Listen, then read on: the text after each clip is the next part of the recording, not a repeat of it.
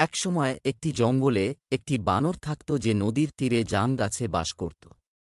একই বনে একটি কুমির এবং তার স্ত্রী থাকত। একদিন কুমির নদীর তীরে এসে গাছের নিচে বিশ্রাম নিল। দয়াবান বানর তাকে কিছু ফল দিল।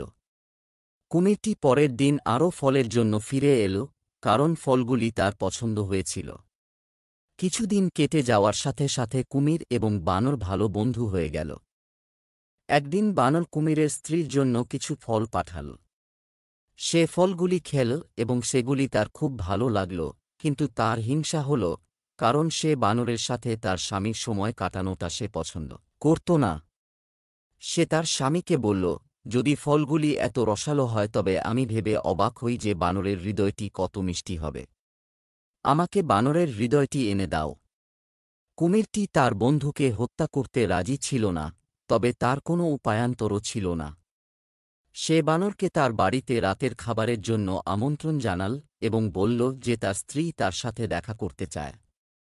বানর খুশি হল, তবে সে সাঁতার কাটতে পারে না, তাই কুমির তাকে পিঠে করে নিয়ে গেল।